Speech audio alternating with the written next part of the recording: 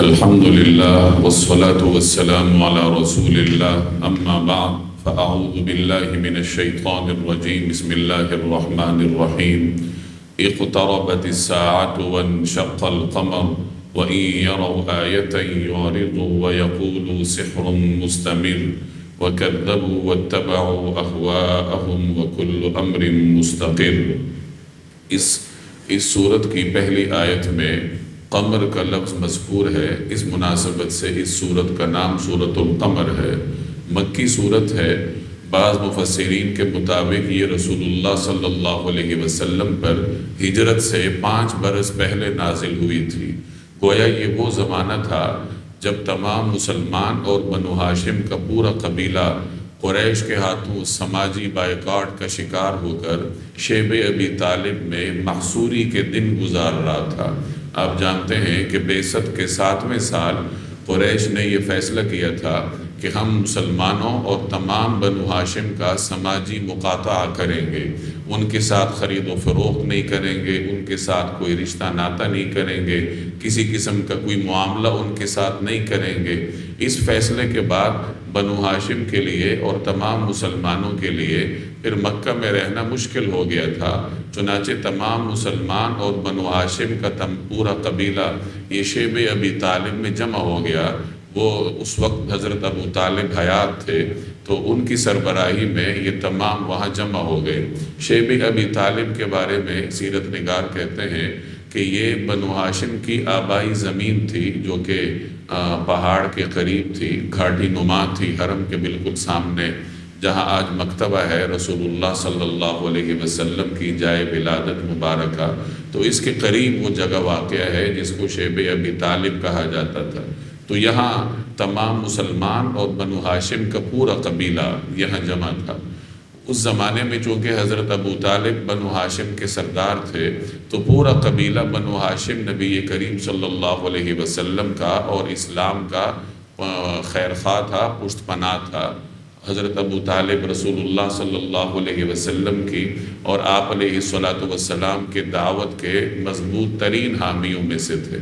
تو پورا قبیلہ بھی آپ کے ساتھ کھڑا تھا۔ چنانچہ قبیلے کے تمام لوگ، خواہ وہ مسلمان ہوں یا ابھی تک اسلام قبول نہ کیا ہو، وہ سب کے سب یہاں جمع ہو گئے تھے۔ مقصد نبی کریم صلی اللہ علیہ وسلم کی حفاظت تھی، اور قریش نے جو بائیکاٹ کیا تھا تو اس کی وجہ سے یہاں تھے۔ تو یہ پس منظر میں نے اس لیے عرض کیا کہ بعض مفسرین کے ہاں یہ سورت اس زمانے میں نازل ہوئی تھی۔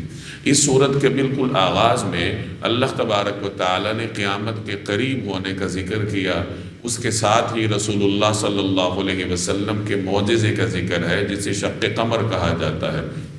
اس سورت پر دیگر مکی صورتوں کی طرح عقیدوں کے بیان کا اسلوب غالب ہے۔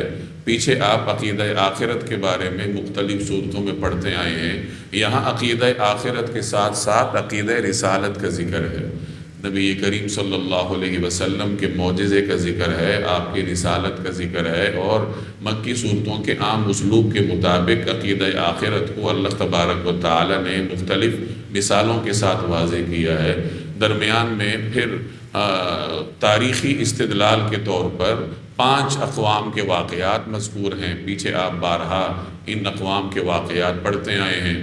آخر میں قریش کو یہ کہا جا رہا ہے کہ تم ان اقوام کے واقعات سنتے ہو، قوم نوح گزری ہے، قوم عاد ہے، قوم سمود ہے، قوم لوط ہے، فرعون تھا، اس کی پوری قوم، یہ سب تباہ ہو گئے۔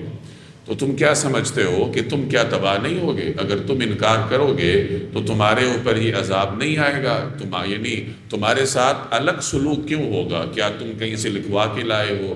کیا تمہارے پاس آسمانی دلیل میں کوئی ضمانت موجود ہے کہ تم پہ عذاب نہیں آئے گا؟ یعنی تم سمجھتے کیا ہو کہ تم انکار کر کے کیا کر سکو گے؟ آخر میں پھر یہ بتایا گیا کہ ہر چیز کا وقت مقرر ہے اللہ کے ہاں۔ تو جیسے ہر چیز کا وقت مقرر ہوتا ہے، اسی طرح اس دنیا کا بھی وقت مقرر ہے، اور جب اس کا وقت پورا ہو جائے گا تو اللہ تبارک و تعالی اس کے نظام کو لپیٹ دے گا، اور اللہ جل جلالہ کے لیے کوئی کام بالکل بھی مشکل نہیں ہے۔ جیسے پلک جھپکتی ہے، اس سے بھی پہلے اللہ کے حکم سے یہ تمام تر کائنات لپیٹی جائے گی۔ تو یہ اس سورت کے مضامین کا خلاصہ ہے۔ اب اس کی تفصیل دیکھیے۔ اقتربت الساعہ، قیامت قریب آ لگی ہے، وانشق القمر، اور چاند پھٹ گیا ہے۔ اس آیت کے دو حصے ہیں۔ پہلے حصے میں فرمایا گیا قیامت قریب آ لگی ہے۔ قرآن کریم میں جگہ جگہ اس حقیقت کا اظہار ہے کہ دیکھو قیامت قریب ہے۔ نبی کریم صلی اللہ علیہ وسلم نے اپنے مختلف فرامین میں، مختلف خطبات میں یہ اظہار فرمایا کہ قیامت بہت قریب ہے۔ ایک روایت کا مفہوم ہے، ایک صحابی کہتے ہیں جس کا مفہوم یہ ہے کہ نبی کریم صلی اللہ علیہ وسلم نے ایک مرتبہ ہمیں خطبہ ارشاد فرمایا۔ دن تقریباً گزر چکا تھا، غروب قریب تھا، یعنی عصر کا وقت گزرنے کو تھا اور مغرب ہونے کو تھی کہ آپ علیہ الصلوۃ والسلام نے ہمیں خطبہ ارشاد فرمایا۔ اور پھر آپ نے فرمایا اسی خطبے میں کہ لوگوں، دنیا کی گزری ہوئی عمر اور دنیا کی باقی رہنے والی عمر، اس کی مثال اس طرح ہے جیسے یہ دن کا گزرا ہوا حصہ ہے اور آنے والا حصہ، کہ دن تقریباً گزر چکا ہے، غروب ہونے والا ہے۔ تو جیسے دن گزر چکا ہے، اسی طریقے سے یوں سمجھو کہ دنیا بھی گزر چکی ہے، وقت اس کا تمام ہونے والا ہے۔ اور جیسے غروب آنے والا ہے تھوڑی ہی دیر کے بعد، اسی طریقے سے سمجھ لو کہ قیامت قریب آنے والی ہے، یعنی دنیا اپنی عمر گویا کہ گزار چکی ہے اور بس قیامت آیا ہی چاہتی ہے۔ اسی طرح اسی خطبے کو ایک اور صحابی یوں نقل کرتے ہیں کہ آپ علیہ الصلوۃ والسلام نے فرمایا، جس کا مفہوم یہ ہے کہ تمہاری عمریں اور گزشتہ اقوام کی عمریں، ان کی مثال ایسی ہے جیسے یہ دن کا گزرا ہوا حصہ اور باقی حصہ ہے، کہ جیسے دن کا گزرا ہوا حصہ ہے، طویل وقت گزر چکا ہے طلوع سے لے کے اب تک غروب کے قریب ہونے تک، اسی طریقے سے پچھلے لوگوں کی زندگی یہ تھی کہ وہ نسبتاً طویل تھی، اور جیسے دن کا یہ تھوڑا سا حصہ باقی رہ گیا ہے، اسی طرح تمہاری زندگیاں ہیں۔ یعنی موت قریب ہے، قیامت قریب ہے، زیادہ دیر تم دنیا میں نہیں رہ پاؤ گے، تھوڑی دیر رہو گے، پھر اللہ تبارک و تعالیٰ کے ہاں تمہیں پیش ہونا پڑے گا۔ تو اس طریقے سے آپ علیہ الصلوۃ والسلام نے امت کو متوجہ فرمایا کہ دیکھو لوگوں، قیامت قریب ہے۔ دن جس طریقے سے دن کا حصہ گزر چکا تو دنیا اپنی زندگی جو ہے وہ گزار چکی۔ ایک اور روایت میں آتا ہے، ایک صحابی ہیں عتبہ بن غزوان، وہ فرماتے ہیں انہوں نے ایک مرتبہ خطبہ ارشاد فرمایا اور اس خطبے میں انہوں نے تقریباً یہی مضمون ارشاد فرمایا رسول اللہ صلی اللہ علیہ وسلم کی طرف نسبت کر کے، اور اس میں انہوں نے فرمایا کہ لوگوں، دنیا فانی ہے، دنیا تقریباً گزر چکی ہے، کچھ کما لو، نیکیاں کما لو تاکہ آخرت کے لیے کچھ تو تمہارے پاس زیادہ راہ ہو۔ یہ تمام وہ فرامین ہیں جن میں آپ علیہ الصلوۃ والسلام نے اور صحابہ کرام نے لوگوں کو متوجہ کیا ہے کہ دیکھو بس قیامت آیا ہی چاہتی ہے۔ ایک مرتبہ آپ علیہ الصلوۃ والسلام نے فرمایا کہ میں اور قیامت اس طریقے سے ہے جیسے یہ دو انگلیاں ہیں۔ پیچھے انبیاء کا سلسلہ تھا، ایک نبی کے بعد دوسرا نبی آتا، پھر اگلا نبی آتا۔ آپ صلی اللہ علیہ وسلم خاتم النبیین ہیں، آپ کے بعد کسی نبی نے نہیں آنا، یعنی پیغمبروں کا سلسلہ تکمیل تک پہنچ چکا ہے۔ اب اس کے بعد گویا کہ دنیا اپنے عروج پر پہنچ چکی ہے، اب اللہ تبارک و تعالی نے پھر اس دنیا کا اور اس نظام کا اختتام کرنا ہے۔ اس لیے رسول اللہ صلی اللہ علیہ وسلم نے فرمایا کہ میں اور قیامت اس طریقے سے قریب ہیں جیسے یہ دو انگلیاں، یعنی اس امت کا دورانیہ کم ہوگا اور قیامت جلد ہی برپا ہو جائے گی۔ قیامت کے مختلف علامات ہیں، ان میں سے ایک علامت شق قمر بھی ہے، جس کا ذکر اس آیت کے اگلے حصے میں ہے۔ پہلے حصے میں فرمایا کہ قیامت قریب آ لگی ہے، دوسرے حصے میں فرمایا چاند پھٹ گیا ہے۔ تو چاند کا پھٹنا، شق قمر ہونا، چاند کا دو ٹکڑے ہونا، یہ بھی قیامت کی علامات میں سے ہی ایک علامت ہے، اور لوگوں کو بتایا جا رہا ہے کہ جیسے یہ تمہارے سامنے اجرام فلکی میں سے ایک عظیم جثے والا چاند دو ٹکڑے ہو گیا، تو تم سمجھ جاؤ کہ اسی طرح باقی دنیا بھی ختم ہو جائے گی، باقی اجرام فلکی بھی ختم ہو جائیں گے۔ اللہ تبارک و تعالیٰ اپنے حکم سے اس کائنات کے نظام کو لپیٹ دے گا، نہ یہ سورج باقی رہے گا، نہ چاند رہے گا، نہ زمین رہے گی، نہ یہاں کوئی سیارہ باقی رہے گا۔ تو یہ ایک علامت تھی کہ جیسے یہ چاند دو ٹکڑے ہوا اللہ کے حکم سے، اسی طریقے سے قیامت بھی آ جائے گی، اجرام فلک کی سارے کے سارے ختم ہو جائیں گے اور دنیا کا یہ نظام اللہ تبارک و تعالی لپیٹ دے گا۔ تو چاند کے دو ٹکڑے ہونے کو بھی علامات قیامت میں سے ہی ایک علامت سمجھا گیا۔ اس وجہ سے اللہ تبارک و تعالی نے یہاں قیامت کے قریب ہونے کے ساتھ چاند کے دو ٹکڑے ہونے کا ذکر کیا ہے۔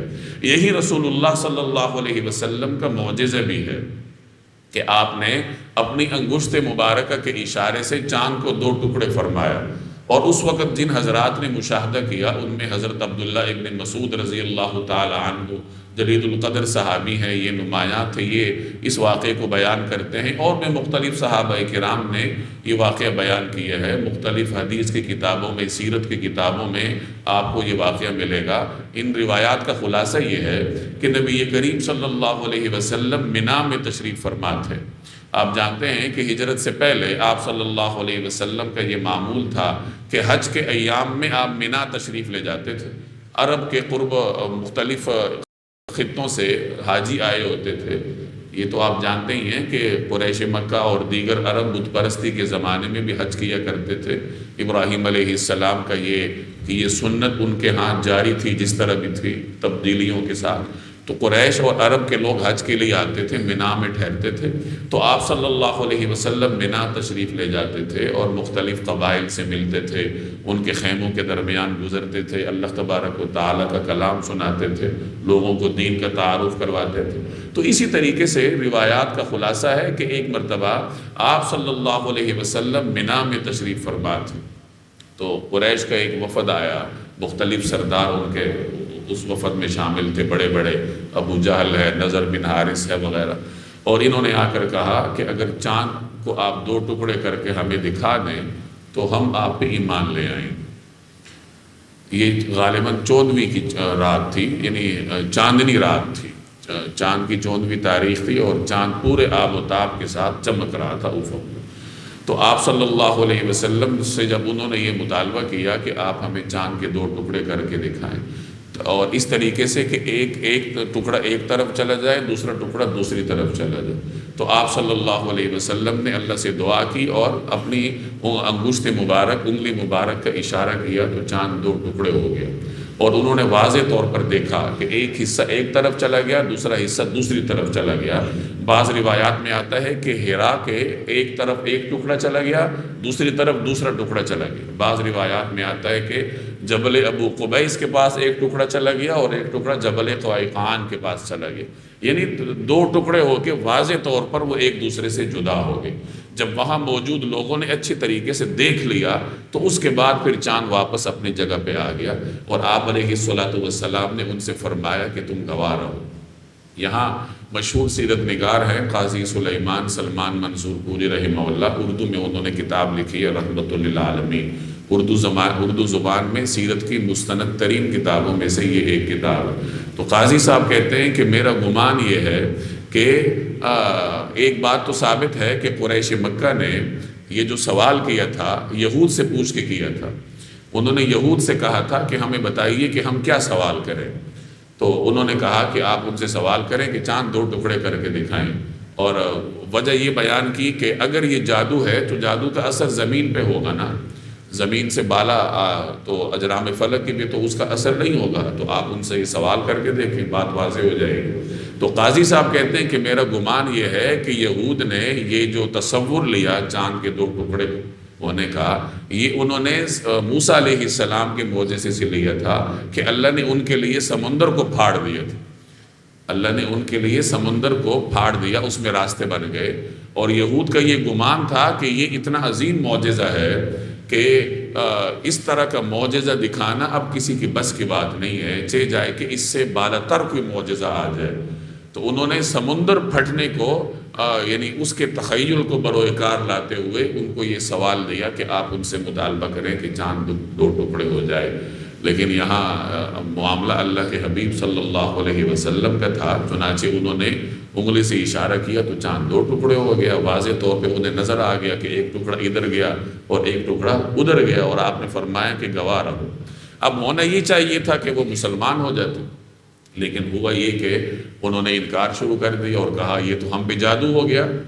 اب ان میں کچھ سمجھدار لوگ بھی تھے، انہوں نے کہا کہ اچھا اگر جادو ہوا ہے تو ہم پہ ہوا ہوگا نا، ساری دنیا پہ تو جادو نہیں ہوتا، تو دیکھ لو باہر سے آنے والے مسافروں سے پوچھ لیتے ہیں، جو باہر سے قافلے آئیں گے ہم ان سے پوچھ لیتے ہیں کہ کیا انہوں نے بھی چاند کو 2 ٹکڑے ہوتا ہوا دیکھا ہے، تو پتہ چل جائے گا، کیونکہ جادو کا اثر زیادہ سے زیادہ ہم پہ ہوگا نا، اس خطے میں والوں پہ ہوگا، دور والوں پہ تو نہیں ہوگا۔ تو جب قافلے آنے لگے تو انہوں نے مسافروں سے پوچھا کہ کیا آپ لوگوں نے فلاں رات چاند کو 2 ٹکڑے ہوتے ہوئے دیکھا؟ انہوں نے گواہی دی کہ ہم نے دیکھا یہ عجیب واقعہ کہ چاند 2 ٹکڑے ہوا، دونوں ٹکڑے مخالف سمتوں میں چلے گئے، لیکن چونکہ ان کی قسمت پہ ایمان لانا ہی نہیں تھا تو وہ ایمان نہ لائے۔ آج بھی مختلف لوگ اس واقعے پہ اعتراضات کرتے ہیں طرح طرح کے، اس میں ایک اعتراض یہ بھی کیا جاتا ہے جی اگر یہ واقعہ ہوا تو تاریخ کی کتابوں میں ہونا چاہیے، دنیا جہان کے لوگوں نے دیکھا ہوگا، تو یہ ایک سطحی سا اعتراض ہے، کیونکہ رات کا وقت تھا اور تھوڑی ہی دیر کے لیے ہوا تھا تو ہر آدمی تو اوپر نہیں دیکھتا، اور پھر عرب میں رات تھی تو ضروری تو نہیں ہے کہ پوری دنیا میں رات ہو، باقی جگہوں پہ تو چاند تھا ہی نہیں، دن ہوگا۔ البتہ تاریخ کی ایک کتاب میں اس کا واضح حوالہ ملتا ہے، ہندوستان کی تاریخ ہے، تاریخ فرشتہ، بر صغیر کی تاریخ پہ لکھی گئی ہے، تو اس میں اس کا واضح حوالہ موجود ہے۔ یہ جو مختلف جزائر ہیں سری لنکا کے پاس، ان میں ایک جزیرہ ہے مالابار کے نام سے، تو اس رات کو وہ وہاں کا راجہ اپنے محل میں بیٹھا تھا، کھلے ایریا میں، لان وغیرہ میں ہوگا، کوئی تقریب ہو رہی تھی، اس کی رانیاں بیگمات بھی ساتھ تھیں، تو انہوں نے اچانک دیکھا کہ چاند 2 ٹکڑے ہو گیا، اور پھر اس نے اپنے پاس موجود تاریخ میں لکھوایا، یہ ان کے ہاں کوئی شاہی رسم ہوگی کہ جو بھی عجیب واقعہ ہو اس کو لکھا کرتے تھے۔ بعد میں 3 صدی ہجری میں کچھ مسلمان اس خطے میں آئے، طوفانوں کا شکار ہو کے بھٹک کے وہ جزائر مالابار پہ اترے، تو لوگوں نے پوچھا تم کون ہو؟ انہوں نے بتایا ہم مسلمان ہیں، تو وہ اسے لے کے اپنے راجہ کے پاس چلے گئے جو اس زمانے میں راجہ تھا، اور دین کے بارے میں پوچھنے لگے، تو مسلمانوں نے دین کا تعارف کروایا، نبی کریم صلی اللہ علیہ وسلم کے بارے میں بتایا، آپ کے معجزات بتائے، اور ان میں یہ شق قمر والا معجزہ بھی بتایا۔ تو راجہ نے کہا اچھا ابھی پتہ چل جائے گا کہ آپ لوگ صحیح کہہ رہے ہیں یا نہیں۔ اس نے کہا ہمارے ہاں یہ رواج ہے کہ جب بھی کوئی عجیب واقعہ ہوتا ہے تو اس کو لکھوا لیا جاتا ہے، وہ شاہی ریکارڈ میں موجود ہوتا ہے۔ اس نے ریکارڈ کھلوایا اور جس رات کے بارے میں ان کو بتایا جا رہا تھا، تو اس رات کی جب ریکارڈ انہوں نے کھولا تو وہاں اس راجے نے لکھوایا ہوا تھا کہ اس طریقے سے چاند 2 ٹکڑے ہوا، تو وہ راجہ مسلمان ہوا، اور بعض حضرات کہتے ہیں کہ اس نے پھر سلطنت چھوڑی اور ان کے ساتھ چلا گیا عرب میں زندگی گزارنے کے لیے۔ تو بہرحال یہ ایک واضح معجزہ تھا جو اللہ تبارک و تعالی نے نبی کریم صلی اللہ علیہ وسلم کے مبارک ہاتھوں پر ظاہر کیا، لیکن چونکہ قریش کے سرداروں کی قسمت میں ایمان نہیں تھا تو وہ ایمان نہ لائے، اتنا بڑا معجزہ دیکھ کر بھی مسلمان نہ ہو۔ اس سے ایک بات معلوم ہوئی کہ ضد اور تعصب بہت بری بلا ہے۔ ایک آدمی جب تعصب میں آتا ہے تو وہ حق کو حق جان کے بھی نہیں مانتا۔ ابو جہل کے بارے میں پہلے آپ بارہا سن چکے ہیں کہ وہ یہ جانتا تھا کہ محمد الرسول اللہ صلی اللہ علیہ وسلم نبی برحق ہیں، اسے یقین تھا کہ یہ سچ بولتے ہیں، اور ان کی زبان سے سچ کے علاوہ ہم نے کچھ سنا ہی نہیں ہے، اور اس نے اس کا اظہار بھی کیا تھا حضور علیہ السلام کے ہاں اور دیگر اپنے جو قریبی مصاحب تھے ان کے ہاں بھی، کہ مجھے معلوم ہے کہ یہ برحق ہیں، بس ہم تو ان کی تعلیمات کو نہیں مانتے۔ اس کو سرداری کا مسئلہ تھا۔ ایک موقع پہ اس نے کہا تھا، جیسے پہلے بھی آپ بارہا سن چکے ہیں، کہ بنو ہاشم نے سخاوتیں کی تو ہم نے بھی سخاوتیں کی، انہوں نے لوگوں پہ مال لٹایا ہم نے بھی لٹایا۔ یہ قبیلہ بنو مخزوم کا تھا ابو جہل، اور قبائلی رقابتیں ہوتی تھیں آپس میں، تو اس نے کہا کہ وہ مال لٹاتے تھے، سخاوتیں کرتے تھے، ہم بھی کرتے ہیں۔ اب بنو ہاشم نے یہ کہنا شروع کر دیا کہ ہم میں سے ایک نبی ہے تو ہم اس کا مقابلہ کیسے کریں، تو لہٰذا ہم ان کی برتری کو نہیں مانیں گے اور ہم انکار ہی کریں گے۔ دوسری ایک بڑی وجہ ان کی مذہبی اجارہ داری تھی، مذہبی تقدس کے نام پہ کاروبار تھا، ان کا اچھا خاصا کاروبار تھا۔ مشرکین مکہ جگہ جگہ سے لوگ آتے تھے یہاں حج کے لیے، اور مشرکین مکہ سے لباس بھی لیا کرتے تھے، چونکہ یہ انہوں نے قانون بنایا تھا کہ باہر سے آنے والے اپنے لباس میں طواف نہیں کر سکتے، یہاں کے رہنے والوں میں سے کسی کا لباس لینا پڑے گا۔ اس طریقے سے نت نئے طریقوں سے باہر سے آنے والوں سے وہ نذرانے لیتے تھے، پیسے لیتے تھے۔ تو ان کا تو کاروبار تھا، انہیں معلوم تھا کہ اگر ہم دین میں داخل ہو گئے ہمارا کاروبار ہی ٹھپ ہو جائے گا۔ مذہب کے نام پر کاروبار کرنے کی تاریخ بہت پرانی ہے۔ آج کل بھی آپ دیکھ لیں ہمارے ہاں مذہب کے نام پہ کتنا بڑا کاروبار ہوتا ہے۔ آپ یہ آج کل کی خانقاہوں میں چلے جائیں جہاں زہد سکھایا جاتا تھا کسی زمانے میں، جہاں دنیا سے دوری کسی زمانے میں سکھائی جاتی تھی، وہاں آج کل آپ کو نوٹوں کی برسات ہی نظر آتی، نہ کوئی ذکر آپ کو نظر آتا ہے، نہ کوئی اصلاح آپ کو نظر آتی ہے، نہ کوئی واعظ آپ کو نظر آتی ہے۔ ایک ہی چیز نظر آتی ہے نا کہ بس وہ نوٹ لٹا رہے ہوتے ہیں، قوالیاں ہو رہی ہوتی ہیں اور نوٹ وہاں پہ لٹتے ہیں۔ تو جہاں زہد سکھایا جانا تھا وہاں یہ کام ہو رہا۔ تو مذہب کے عنوان سے کاروبار کرنے کی تاریخ بہت پرانی ہے، اور جب آدمی اس نام سے کاروبار کرنا شروع ہو جائے پھر اسے دنیا کی کسی چیز میں مزہ نہیں آتا۔ آپ دکان کریں گے، فیکٹری بنائیں گے تو کچھ انویسٹ کرنا پڑے گا۔ یہاں تو کاروبار کا مزہ یہ ہے کہ 1 ٹکا انویسٹ کرنے کی ضرورت نہیں ہے، بس بیٹھ جاؤ اور خاص طریقے پہ لوگوں کو لگانا شروع کر دو اور بس مال آتا رہے اور آپ جمع کرتے رہو۔ یہی صورتحال یہاں پہ ہے اور اس زمانے میں بھی تھی۔ تو قریش نے کہا کہ سرداروں نے کہ اگر ہم اس دین کے حامی بن گئے اور یہ دین پھیل گیا تو ہمارا کاروبار تو جاتا رہے گا۔ تو ضد اتنی بری بلا ہے، اور مذہب سے مفادات وابستہ کر لینا اور مذہب کو کاروبار بنا لینا، تقدس کے لبادے میں لوگوں کی جیبوں کو خالی کرنا، یہ اتنی بری بلا ہے کہ جس کا کوئی انتہا نہیں ہے۔ ایسا آدمی گویا کہ اپنا ایمان بیچ رہا ہوتا ہے جو کلمہ گو ہے اور مذہبی تقدس میں وہ کاروبار کرتا ہے، لوگوں سے پیسے اینٹتا ہے مختلف طریقوں سے۔ لوگ بیچارے تو مسکین ہوتے ہیں، وہ تو آتے ہیں، ہو سکتا ہے انہیں کچھ فائدہ میں مل جائے۔ جیسے وہ ایک معروف واقعہ ہے، ایک پیر صاحب کو کسی مرید نے کہا کہ حضرت میں نے خواب دیکھا ہے کہ آپ کی انگلیوں سے شہد نکل رہا ہے اور ہم چاٹ رہے ہیں۔ تو پیر صاحب نے کہا تو اور تمہیں کیا چاہیے، ہمارے پاس سے تمہیں شہد ہی مل رہا ہے۔ اس نے کہا حضرت ابھی خواب پورا نہیں ہوا۔ کہا کیا ہے؟ اس نے کہا اگلا حصہ میں نے یہ دیکھا کہ میری انگلیوں سے غلاظت نکل رہی ہے، وہ آپ چاٹ رہے ہیں۔ اس نے کہا اٹھو یہاں سے، گستاخ ہے تو، بدتمیز ہے۔ تو یہی صورتحال ہمارے یہاں ہوتی ہے۔ آنے والا تو طلب صادق لے کے آتا ہے تو ممکن ہے اللہ تعالیٰ اسے نفع پہنچا دے، لیکن جو وہاں موجود ہوتے ہیں مذہبی تقدس کے لبادے میں کاروبار کرتے ہیں، ان سے بڑا بدبخت آدمی اس روئے زمین پہ کوئی اور نہیں ہے جو اللہ کے نام پہ لوگوں کو دھوکہ دیتے ہیں۔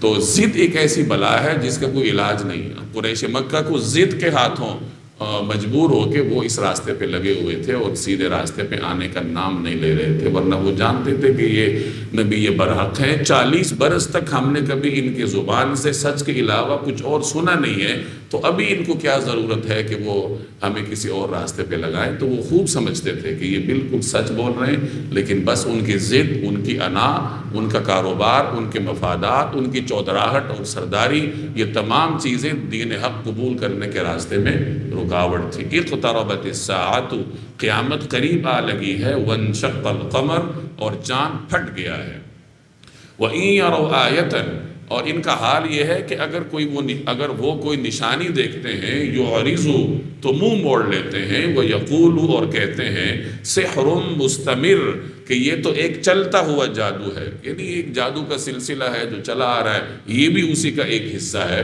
اور جادو کے ذریعے ہمیں یہ دکھائے جا رہے ہیں، یہ نشانیاں دکھائی جا رہی ہیں۔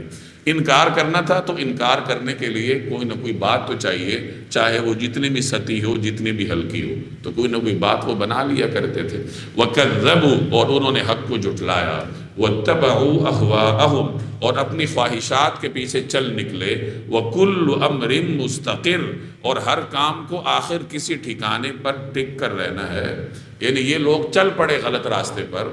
اب ہر کام کا کوئی انجام تو ہونا ہی ہے نا، دنیا ہے، فانی ہے، تو کام بھی سارے فانی ہیں، کبھی نہ کبھی تو کسی کام نے انجام تک پہنچنا ہے، جب انجام تک پہنچے گا تو اس کا نتیجہ بھی سامنے آئے گا۔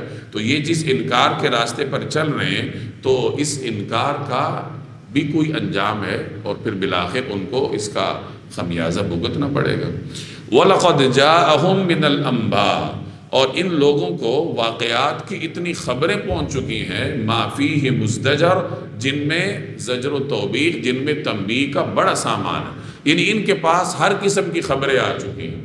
ان کے پاس ہر قسم کی تاریخ موجود ہے، نشانیاں موجود ہیں، اس کے باوجود یہ راہ راست پہ نہیں آ رہے۔ حکمت بالغۃ فما تغنی النذر، حکمت بالغۃ، دل میں اتر جانے والی دانائی کی باتیں تھیں، حکمت کی باتیں تھیں۔ فما تغنی النذر، نذر یعنی تنبیہات، پھر بھی ان پر کچھ کارگر نہیں ہوئے، انہیں کوئی فائدہ نہیں دیا ان تمام تنبیہات نے، گزشتہ قوموں کے واقعات نے، بکھری ہوئی نشانیوں نے، کائنات میں ہر طرف نشانیاں موجود ہیں، رسول اللہ صلی اللہ علیہ وسلم انہیں سنا رہے ہیں، قرآن کریم پڑھ کے سنایا جا رہا ہے۔ یہ تمام تنبیہات ہیں ان کے لیے کہ یہ کسی طرح تو باز آ جائیں، لیکن یہ تنبیہات ان کے لیے کارگر ثابت نہیں ہوئی، کیونکہ دل پر ضد کا غلاف چڑھا ہوا ہے۔ فَتَوَلَّ عَنْهُمْ، لہٰذا اے پیغمبر آپ ان کی پرواہ مت کیجئے۔ نبی کریم صلی اللہ علیہ وسلم امت کے لیے رؤوف الرحیم تھے، آپ صلی اللہ علیہ وسلم امت کی اس حالت پر غمزدہ ہوتے تھے، تو قرآن کریم میں جگہ جگہ آپ کو نظر آتا ہے کہ اللہ تعالیٰ آپ کو تسلی دیتا ہے، تو یہ بھی تسلی کے ہی کلمات ہیں کہ آپ تو اپنا کام کر رہے ہیں، آپ پہنچا رہے ہیں، اگر یہ نہیں مانتے تو آپ ان کی پرواہ مت کیجئے۔ یوم یدعو الداع، جس دن پکارنے والا ان کو پکارے گا، الی شیء نکر، ایک ناگوار چیز کی طرف، یعنی جب قیامت واقع ہوگی اور انہیں قبروں سے اٹھایا جائے گا، اللہ کی بارگاہ میں یہ پیش ہوں گے، تو اس وقت یہ بڑے شرمندہ ہوں گے، ان کی نگاہیں جھکی ہوں گی، شرم کی وجہ سے بھی، خوف کی وجہ سے بھی، شرمسار اس بات پہ ہوں گے کہ یہی وہ دن تھا جس کا ہم انکار کرتے تھے، خوف یہ ہوگا کہ پتہ نہیں آگے ہمارے ساتھ کیا ہونے جا رہا ہے۔ تو فرمایا جا رہا ہے کہ آپ انہیں اپنی حالت پہ چھوڑ دیجئے، ایک وقت آئے گا کہ ان کو ایک بلانے والا بلائے گا، حشر کے میدان میں یہ پیش ہوں گے، اور پھر شرم اور خوف کے مارے یہ نگاہ اٹھانے کے قابل نہیں ہوں گے۔ خشعن ابصارہم، اس دن یہ اپنی آنکھیں جھکائے، یخرجون، نکل کھڑے ہوں گے، من الاجداث، اپنی قبروں سے۔ کس طرح نکل کھڑے ہوں گے؟ کأنہم جراد، گویا کہ یہ ٹڈیاں ہیں، منتشر، ہر طرف پھیلی ہوئی، منتشر، یعنی جیسے ٹڈی دل ہوتا ہے، اچانک نکلتا ہے، ہر طرف پھیلا ہوا نظر آتا ہے، تو یہی صورتحال ان کی ہوگی قیامت کے دن جب حشر برپا ہوگا، لوگوں کو قبروں سے اٹھایا جائے گا، تو یہ قبروں سے اٹھ کے اس طرح جھکی ہوئی حالت میں حشر کے میدان کی طرف جائیں گے۔ قبر سے مراد زمین میں کھودا ہوا وہ گڑھا نہیں ہے جس میں آپ مردے کو دفناتے ہیں، وہ قبر کا ایک پہلو ہے۔ یہاں اجداث سے مراد ہر وہ جگہ ہے جہاں کسی کی خاک پڑی ہے، چاہے وہ سمندر کی تہہ ہے، چاہے وہ کسی جانور کے پیٹ میں چلا گیا، کہیں پر بھی کوئی جو آدمی موجود ہے اس کا مادہ موجود ہے، قبر کے گڑھے میں ہو یا وہ جگہ ہو جو اس کے لیے قبر بن گئی، تو وہ جہاں بھی انسان ہوگا اس کا مادہ موجود ہوگا، اللہ تبارک و تعالیٰ اسے زندہ ہونے کا حکم دے گا، وہ وہاں سے نکلے گا، حشر کی جانب جائے گا۔ اور پیچھے جگہ جگہ آپ یہ پڑھتے آئے ہیں، قرآن کریم واقعے کے مختلف پہلوؤں کو مختلف مقامات پر بیان کرتا ہے۔ جیسے پیچھے کسی درس میں آپ کے سامنے گزرا کہ قبر سے جب انسان کو نکالا جائے گا تو اس کے پاس وہی دو فرشتے جائیں گے جو دنیا میں اس کے اعمال پر مقرر تھے، کرامن کاتبین، وہ اسے ہانکتے ہوئے لے کے جائیں گے۔ ایک اس کو ہانک رہا ہوگا جیسے مجرم کو ہتھ کڑی پہنا کر پولیس والا لے کے جا رہا ہے، اسی طرح ایک اس کو ہانک رہا ہوگا ہتھ کڑیاں پہنا کے، دوسرا اس کا اعمال نامہ لے کے جا رہا ہوگا، اسی طرح دونوں مجرم کو اللہ کی بارگاہ میں پیش کریں گے، اللہ کی بارگاہ سے پھر انہی دونوں کو حکم ہوگا کہ لے جاؤ اس کو اور جہنم میں گرا کے جاؤ، تو اس طریقے سے وہ آدمی اپنے انجام کو پہنچیں گے۔ یہاں فرمایا جا رہا ہے کہ جب وہ جا رہے ہوں گے تو جھکی ہوئی نگاہوں کے ساتھ جا رہے ہوں گے۔ ایک حدیث میں اس کی مزید وضاحت ہے کہ ہر آدمی اپنے پسینے، اپنے گناہوں کے بقدر پسینے میں ڈوبا ہوا ہوگا حشر کے میدان میں، حساب کے انتظار۔ کسی آدمی کا پسینہ اس کے ٹخنوں تک ہوگا، کسی کا پسینہ اس کے گھٹنوں تک ہوگا، کسی کا سینے تک ہوگا، کوئی اپنے پسینے میں تیر رہا ہوگا۔ ایک اور حدیث میں قبروں سے نکل کر حشر کی طرف جانے کا منظر یوں بیان فرمایا گیا کہ ہر آدمی اپنے اعمال کے اعتبار سے سفر کرے گا، اچھے اعمال والے عالیشان سواریوں پر سوار ہوں گے اور لمحوں میں پہنچ جائیں گے، جن کے اعمال اچھے نہیں ہوں گے پیدل جا رہے ہوں گے، کچھ لوگ گھسٹ کے جا رہے ہوں گے، کچھ لوگ ایسے ہوں گے جو سر کے بل چل کے جا رہے ہوں، اور راستے میں آنے والی رکاوٹوں کو وہ چہرے کے ذریعے دور کریں گے۔ دنیا میں چہرہ عزت کی علامت سمجھا جاتا ہے. آپ ہاتھ سے رکاوٹیں دور کر کے چہرے کے لیے راستہ بناتے ہیں. اگر کہیں جنگل میں گزرنا ہو، جھاڑیاں ہو، تو کوئی آدمی چہرے اور سر کے ذریعے جھاڑیاں دور نہیں کرتا، ہاتھوں سے دور کرے گا. ہاتھ ناکافی ہو جائے پاؤں سے دور کرے گا، جسم کے باقی اعضاء سے دور کرے گا. چہرے کو حفاظت کے ساتھ رکھے. یہی چہرہ جب دنیا میں اللہ کے آگے نہیں جھکتا تو قیامت کے دن اللہ تعالیٰ اسی چہرے کو پاؤں کی جگہ دے دے گا کہ ان کو پاؤں چہرے کے سر کے بل چلایا جائے گا اور وہ سر سے ہی رکاوٹیں دور کریں گے. تو صحابہ نے پوچھا حیران ہو کے کہ یا رسول اللہ، کوئی آدمی سر کے بل کیسے چلے گا؟ تو آپ علیہ الصلوۃ والسلام نے فرمایا اس کا مفہوم یہ ہے کہ جو ذات پاؤں سے چلا سکتی ہے وہ سر کے بل بھی چلا سکتی ہے. تو بہرحال یہ تمام وہ واقعات ہیں، یہ تمام ان احوال کے وہ خبریں ہیں جو ہمیں دی گئی ہیں قرآن کریم کے ذریعے، رسول اللہ صلی اللہ علیہ وسلم کی احادیث کے ذریعے. دنیا کے فانی ہونے کو، دنیا کے ختم ہو جانے کو، دنیا کے بے وفا ہونے کو واضح انداز میں بیان کیا گیا. اس کے باوجود بھی اگر کوئی آدمی رائے راست پہ نہیں آتا تو وہ اس کی اپنی حماقت ہے، اپنی بدقسمتی ہے. مہطعین الی الداع، دوڑے جا رہے ہوں گے اسی پکارنے والے کی طرف، جو اسے پکار رہا ہوگا، یعنی حشر کے میدان کی طرف بھاگے جا رہے ہوں گے. یقول الکافرون، اب کافر کہیں گے ھذا یوم عسر، کہ یہ تو بہت ہی کھٹن دن ہے، یعنی یہ تو بڑا سخت قسم کا دن ہے کہ آج ہمیں اتنے سخت حالات کا سامنا کرنا پڑ رہا ہے. اب آگے قرآن کریم واقعات کا بیان شروع کر رہا ہے، اور یہ اسلوب آپ پیچھے کئی صورتوں میں پڑھتے آئے.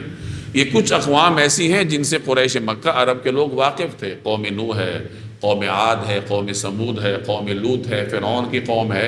ان کے واقعات عربوں میں معروف تھے. خاص طور پر قوم عاد اور قوم سمود تو تھے ہی عرب کے لوگ، عرب کے شمالی اور جنوبی خطوں میں رہتے تھے. تو ان کے واقعات آپ کو جگہ جگہ قرآن کریم میں نظر آتے ہیں، خاص طور پر ان صورتوں میں، مکی صورتوں میں، یہ جو ہم آج کل پڑھ رہے ہیں. ہر صورت میں کوئی نہ کوئی واقعہ آپ کو نظر آتا ہے. اس کی وجہ یہی ہے کہ قریش مکہ ان اقوام سے واقف تھے.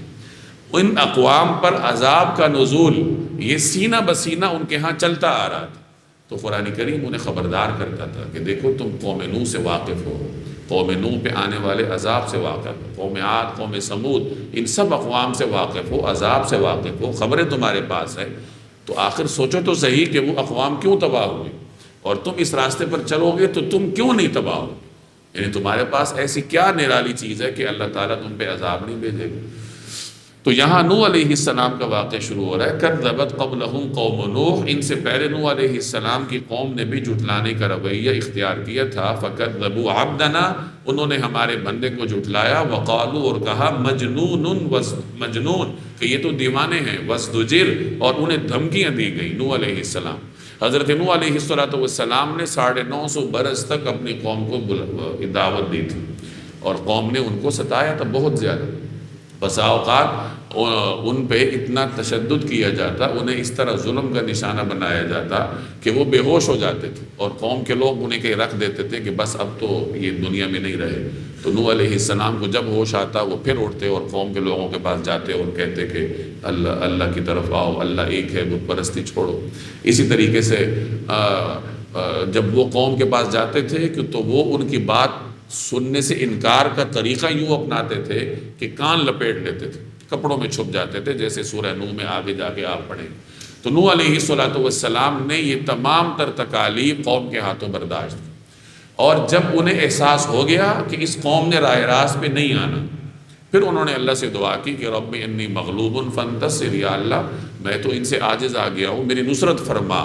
تو اللہ تبارک و تعالی نے پھر اپنے محبوب بندے حضرت نوح علیہ السلام کی اس دعا کے بعد پھر اللہ کا غضب جوش میں آیا، اور اس قوم پر بہت خوفناک عذاب آیا. یہ کائنات میں آنے والا پہلا عذاب.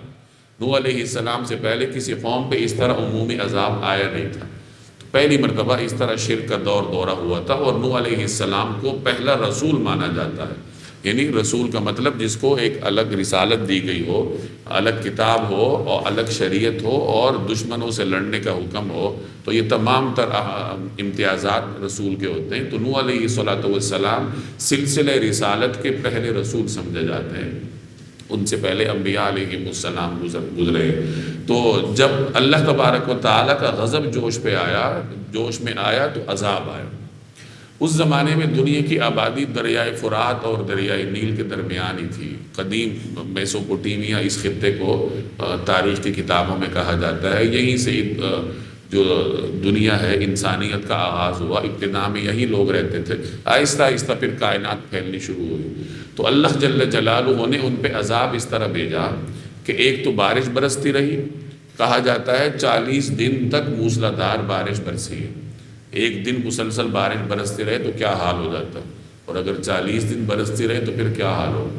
اوپر سے بارش برس رہی تھی اور نیچے یہ صورتحال تھی کہ زمین گویا چشمہ بن گئی تھی، جیسے چشمے سے پانی پھوٹتا ہے، اس طریقے سے زمین سے ہر جگہ سے پانی پھوٹ رہا تھا۔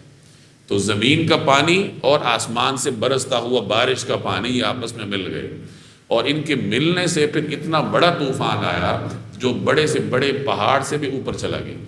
حضرت نوح علیہ السلام کو اس طوفان کے آنے سے پہلے اللہ تبارک و تعالیٰ نے خبر دی تھی اور ان کو کہا تھا کہ ایک کشتی تیار کرو۔ وہ کشتی کیا تھا؟ چھوٹا موٹا بحری جہاز تھا، غالباً 3 منزلہ تھا۔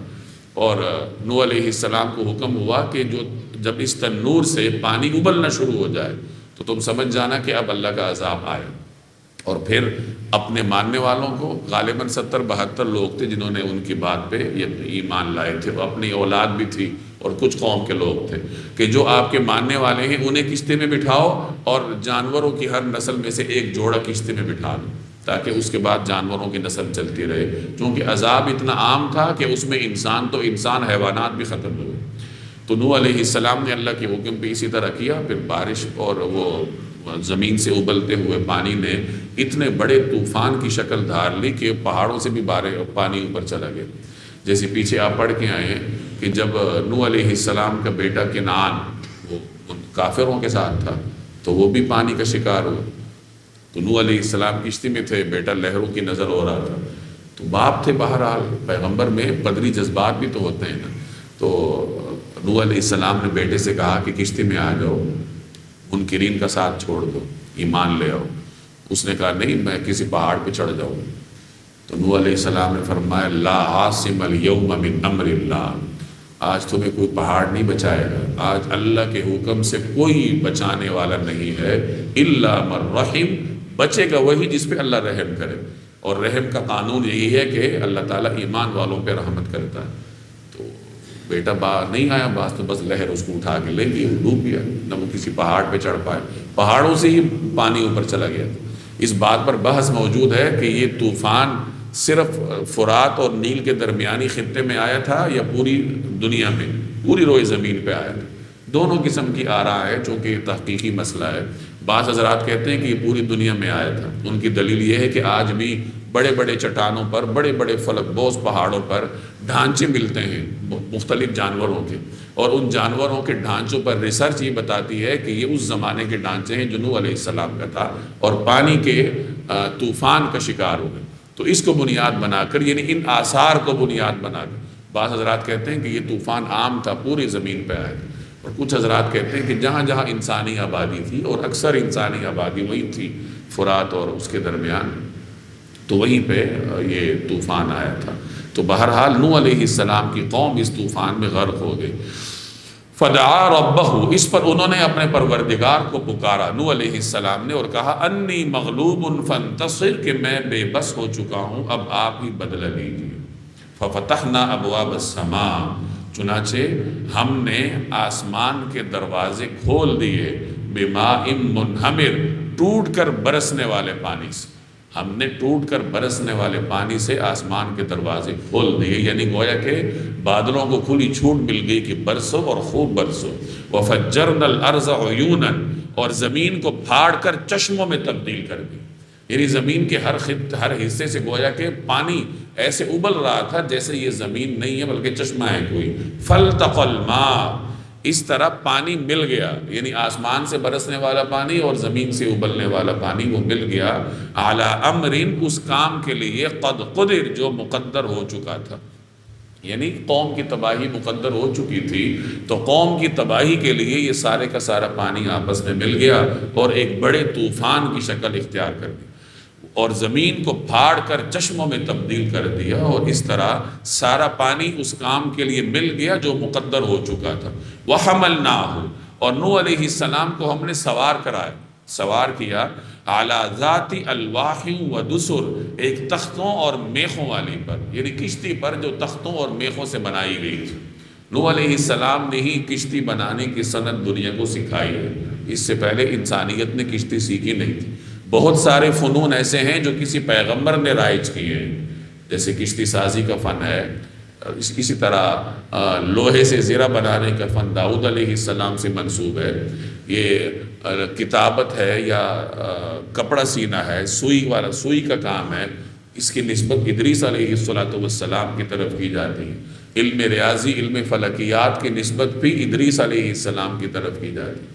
ضمنی طور پر میں یہاں عرض کر دوں، میں اکثر عرض کرتا رہتا ہوں کہ ہمارے ہاں یہ جو علوم کی تقسیم کی جاتی ہے کہ یہ دینی علم ہے یا یہ دنیاوی علم ہے، یہ تقسیم مسلمانوں کے نہیں ہے، یہ انگریز نے کی ہے، اور اسی کے پیچھے لوگ چل رہے ہیں۔ یہ دینی علم ہے، یہ دنیاوی علم ہے، ایک خط ہے بیچ میں، خندق ہے، اس کو پاٹنا تقریباً ناممکن ہے۔ اس طرف دینی علم کھڑا ہے، اس طرف دنیاوی علم کھڑا ہے، ایسا نہیں ہے۔ علم ہے، سب سے افضل علم تو قرآن ہے، حدیث ہے۔ اس کے بعد جتنے علوم ہیں، جتنے فنون ہیں، وہ سب قرآن اور حدیث کی تشریح کے لیے ہوتے ہیں، قرآن اور حدیث کو دنیا میں فروغ دینے کے لیے ہوتے ہیں، وہ چاہے عربی کا علم ہو، چاہے فقہ ہو، اصول فقہ ہو، یا چاہے ریاضی ہو، سائنس ہو، کوئی بھی ہو۔ اب جیسے میں نے عرض کیا کہ بعض محققین کے ہاں ریاضی کے موجد ادریس علیہ السلام، تو جب ایک علم کو دریافت کرنے والے پیغمبر ہیں تو ظاہر ہے اس علم کے مبارک ہونے میں کیا شبہ ہو سکتا ہے۔ فلکیات کے بارے میں بھی آتا ہے کہ ادریس علیہ السلام نے ہی اس کو ترویج دیا تھا۔ آدم علیہ السلام کے بارے میں آپ نے پیچھے پڑھا تھا کہ اللہ نے انہیں چیزوں کے نام سکھائے تھے، علم آدم الاسماء کلہا۔ اب چیزوں کے ناموں کا مطلب اس زمانے میں جو دنیا کی ضروری چیزیں تھیں۔ آج کل ترقی کے اعتبار سے آپ دیکھ لیں کہ چیزوں کے ناموں کو جاننا، چیزوں کی خصوصیات کو جاننا، یہ سائنس کا طالب علم پڑھتا ہے، فزکس کا، کیمسٹری کا۔ تو یعنی یہ تمام مبارک علوم ہیں، بشرطے کہ انسان اس کو اچھی نیت کے ساتھ حاصل کرے، برائے حصول جاب، حصول پیسے کے لیے حاصل نہ کیا جائے، بلکہ اس کو علم سمجھا جائے۔ علم تو ایک نور ہے جو انسان کے اندر کو روشن کرتا ہے، پھر انسان اس کے ذریعے باہر کو روشن کرتا ہے۔ ہمارے یہاں مصیبت ہے کہ ہم نے اس تمام تر ڈگریوں کو نوکری حاصل کرنے کا ذریعہ سمجھا ہوا ہے، تو نوکری تو مل ہی جاتی ہے۔ وہ ایک مشہور واقعہ آپ نے سنا ہے، میں نے بارہا سنایا ہے کہ ایک آدمی کمرہ بنا رہا تھا اور روشن دان تعمیر کر رہا تھا، تو کوئی عارف گزر رہا تھا، اس نے پوچھا کہ یہ کیا بنا رہے ہو؟ اس نے کہا روشن دان۔ کس لیے بنا رہے ہو؟ جی ہوا گزرنے کے لیے۔ تو اس نے کہا احمق آدمی، اگر تم اس نیت سے بناتے کہ اذان کی آواز آتی رہے تو ہوا نے تو آنا ہی ہے، تمہیں ثواب ملتا رہتا۔ تو ایک طالب علم بی ایس کر رہا ہے، جو بھی ڈگری حاصل کر رہا ہے، وہ اس نیت سے کرے کہ یہ علم ہے، اس کے ذریعے میرا اندر روشن ہو، پھر میں دنیا کو روشن کروں، دین کی خدمت کروں، ملک کی خدمت کروں۔ اس نیت سے پڑھ لے تو جاب تو کہیں گئی نہیں ہے نا، وہ تو مل ہی جائے گی اس ڈگری کے اوپر۔ تو اپنے بچوں کی تربیت کرنی چاہیے، پہلے تو ان کی ذہن سازی کریں، پہلے تو اپنی ذہن سازی کریں نا، کہ ہمارا دین صرف مسجد کے محراب میں بند نہیں ہے، بازار میں بھی ہے، وہ فیکٹری میں بھی ہے، وہ ہر جگہ ہے، وہ یونیورسٹی میں بھی ہے، وہ مدرسے میں بھی ہے، وہ کالج میں بھی ہے، ہر جگہ دین ہے۔ اور جہاں دین کی اتباع کی جاتی ہے تو وہ آدمی پھر اللہ کے راستے میں شمار ہوتا ہے۔ تو اپنی ذہن سازی کریں، اس کے بعد بچوں کو سمجھائیں کہ کالج جاتے ہو، یونیورسٹی جاتے ہو تو اپنے آپ کو اللہ کے راستے میں سمجھو، کیونکہ علم کے راستے میں جب بچہ اس تصور کے ساتھ جائے گا تو پھر اس کے تعلیم حاصل کرنے کا انداز اور ہوگا۔ جیسے مدارس کے بچوں کو آپ دیکھتے ہیں، عموماً استثناء ہر جگہ ہوتا ہے، لیکن مدارس کے لڑکوں میں علم کے تقدس کا ایک پہلو ہوتا ہے۔ وہ سمجھتے ہیں کہ ہم ایک مبارک علم حاصل کر رہے ہیں، اس لیے وہ اپنی اساتذہ کا بھی احترام کرتے ہیں، وہ اپنا کاپیوں کا بھی احترام کرتے ہیں، کتابوں کا بھی کرتے ہیں، مدرسے کی در و دیوار کا بھی کرتے ہیں۔ مدارس کی صفائیاں طالب علم خود کرتے ہیں اور اس کو ایک اعزاز سمجھتے ہیں۔ تو کیونکہ انہیں معلوم ہے کہ ہم ایک مقدس علم حاصل کر رہے ہیں۔ اگر یہی تصور آپ کالج اور یونیورسٹی کے طالب علم کو دے دیں کہ دیکھو تم ایک ایسا علم حاصل کر رہے ہو جس کی نسبت کسی نبی کی طرف ہے، اور یہ ایک مقدس علم ہے، علم تو علم ہے چاہے وہ کوئی بھی ہو، تو تم اس کو اچھی نیت سے حاصل کرو اپنے آپ کو روشن کرنے کے لیے۔ تو جب اسے یہ معلوم ہوگا کہ میں نیک کام کرنے جا رہا ہوں تو وہ اور تصور سے جائے گا نا، پھر وہ بیگ اٹھا کے پھینکے گا نہیں، وہ بال پوائنٹ خالی ہونے پر ردی کی ٹوکری میں نہیں پھینکے گا، کاغذ نہیں پھاڑے گا۔ اسکول اور کالج کو وہ کوئی دشمن کے در و دیوار نہیں سمجھے گا، جیسے ہمارے ہاں ہوتا ہے کالجز میں، یونیورسٹی میں استاد کو اپنا زرخرید نوکر نہیں سمجھے گا، پھر وہ ان سب چیزوں کا احترام کرے گا۔ مسئلہ یہ ہے کہ ہمارے ہاں تعلیم ایک بزنس ہے، اور حاصل کرنے والا اپنے آپ کسٹمر سمجھتا ہے، تو بس یہ کچھ تو ہمارے ملک کا نظام اس طرح کا ہے، کچھ ہم اس طرح کے ہیں۔ اب نظام تو ہم بدل نہیں سکتے، اپنے آپ کو تو بدل سکتے ہیں۔ کیا ہم نے اپنے بچے کو کبھی یہ سکھایا کہ تم کالج جا رہے ہو احترام کرو چیزوں کا، استاد کا احترام کرو، اپنے کتابوں کا احترام کرو، تم ایک مبارک علم حاصل کر رہے ہو، تم اللہ کے راستے میں ہو، علم کے راستے میں؟ ہم نے کبھی سکھایا ہی نہیں بچے کو، چاہے وہ ہمارا بیٹا ہو، چاہے وہ ہمارا طالب علم ہو، شاگرد ہو۔ تو جب ہم نے سکھایا ہی نہیں ہے تو پھر ہم گلہ کس چیز کا کرتے ہیں؟ بس گلے کروا لو نظام کے، حکومت کے، فلاں کے، اپنا گلہ کوئی نہیں کرتا۔ اپنے گریبان میں ہم جھانکنے کے لیے تیار نہیں، دوسرے کے اوپر ہم نے الزام لگا، دوسرے کو نہیں بدل سکتے، میں اپنے آپ کو تو بدلوں۔ تو اللہ تبارک و تعالیٰ نے نوح علیہ السلام کو کشتی سازی کا فن سکھایا تھا۔ وَحَمَلْنَاهُ عَلَى ذَاتِ أَلْوَاحٍ وَدُسُرٍ، اور نوح علیہ السلام کو ہم نے ایک تختوں اور میخوں والی پر سوار کر دیا، یعنی کشتی پر، تَجْرِي بِأَعْيُنِنَا، جو ہماری نگرانی میں رواں دواں تھی۔ اب دیکھیں اللہ تعالیٰ اپنے نیک بندوں کے ساتھ کس طرح محبت کا اظہار کرتا ہے۔ پیچھے آپ نے پڑھا کہ قوم پر عذاب آیا، کیوں؟ اللہ تعالیٰ اپنے بندے کا بدلہ لے رہا تھا، جزاء لمن کان کفر، کہ اللہ کے بندے کو انہوں نے ستایا تو اللہ تبارک و تعالیٰ ان سے بدلہ لے رہا تھا۔ اللہ جل جلالہ اپنے نیک بندوں کا بدلہ لیا کرتا ہے، انبیاء کو ستانے والے، بعد میں انبیاء کے راستے پر چلنے والوں کو ستانے والوں سے اللہ تعالیٰ بدلہ لیا کرتا ہے۔ اس لیے سوچ سمجھ کر بات کرنی چاہیے ان لوگوں کے بارے میں جو انبیاء علیہ السلام کی سنتوں کو، ان کی سیرتوں کو، ان کے علوم کو دنیا میں پھیلاتے ہیں، سبب بنتے ہیں، دین کی طرف دعوت دیتے ہیں۔ ان کے بارے میں زبان درازی کرنے سے پہلے تھوڑا سوچ لینا چاہیے کہ کہیں کل ہم اللہ کی جانب سے کسی بدلے کے شکار نہ ہو جائیں۔ بعض علماء فرماتے ہیں کہ کبیرہ گناہوں میں سے ایک گناہ یہ ہے کہ متقدمین پر ظلم کیا جائے، یعنی اپنے اسلاف پر ظلم کیا جائے، یہ کبیرہ گناہوں میں سے۔ اور اسلاف پر ظلم کرنے کا مطلب یہ ہے کہ ان کے بارے میں زبان درازیاں کی جائیں، جیسے ہمارے ہاں زبان درازیاں ہوتی ہیں کہ جی یہ تو بابے ہیں، یہ تو فلاں ہیں، یہ تو یہ ہیں۔ تو یہ زبان درازیاں انسان کو بسا اوقات بہت مہنگی پڑتی ہیں۔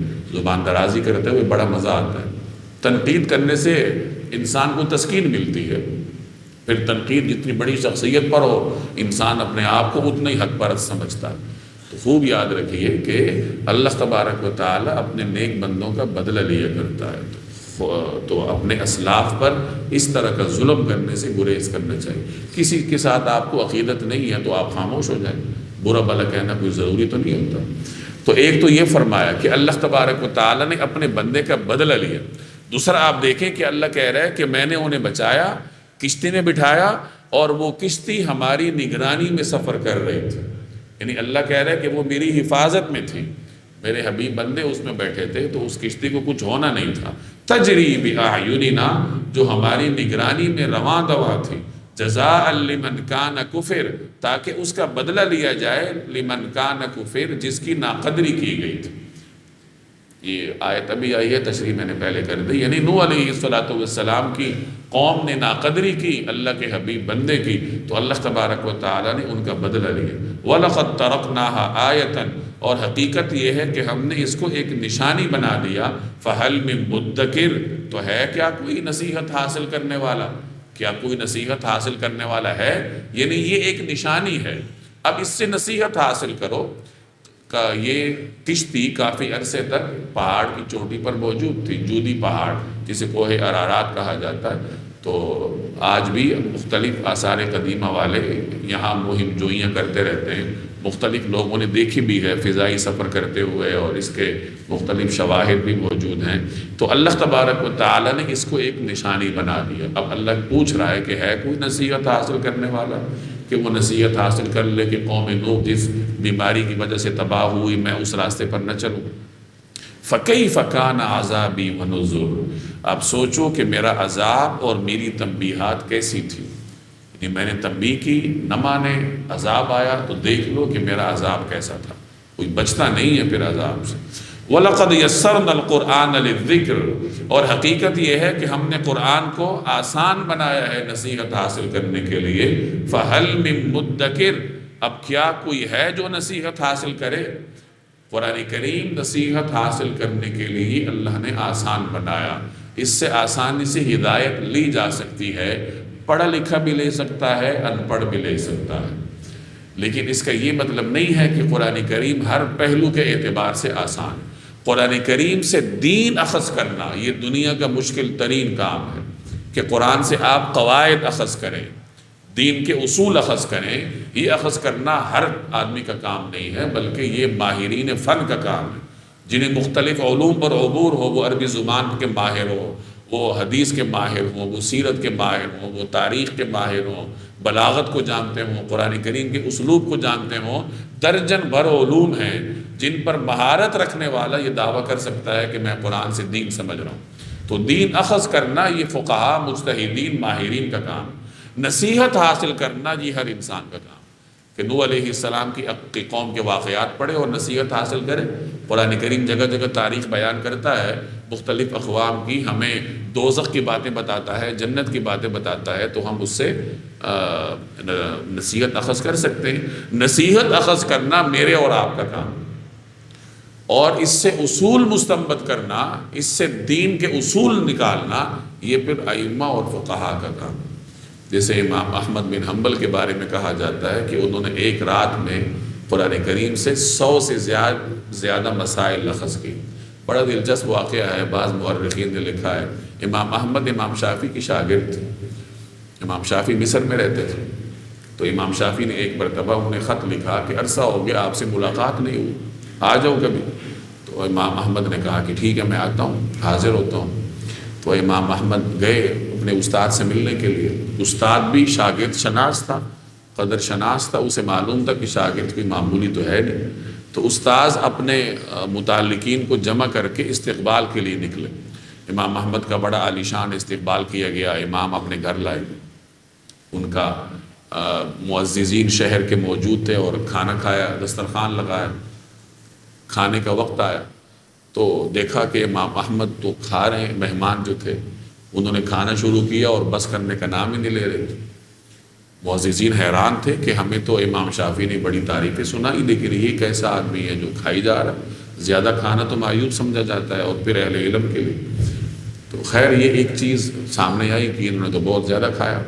اب رات ہوئی تو امام شافعی کی صاحبزادیوں نے مہمان کے لیے کمرے میں انتظام کیا، مہمان خانے میں ان کے لیے وضو کا پانی رکھا، چونکہ اس زمانے میں یقین کی حد تک سمجھا جاتا تھا کہ مہمان تہجد پڑھے گا، تو انہوں نے وضو کا پانی رکھا، مسواک رکھی تاکہ تہجد کے لیے اٹھیں تو انہیں کوئی تکلیف نہ ہو اور چیزیں موجود ہوں، مصلی وغیرہ رکھا۔ اب جب اگلے دن صاحبزادیاں آئیں تو انہوں نے دیکھا کہ پانی تو ویسے ہی پڑا ہوا ہے، نہ کوئی مسواک استعمال ہوا، نہ کوئی انہوں نے طہارت حاصل کی، نہ وضو کیا۔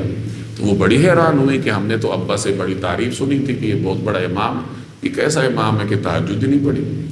انہوں نے ابا جان سے ذکر کیا تو امام بھی حیران ہوئے کہ اس کو کیا ہو گیا۔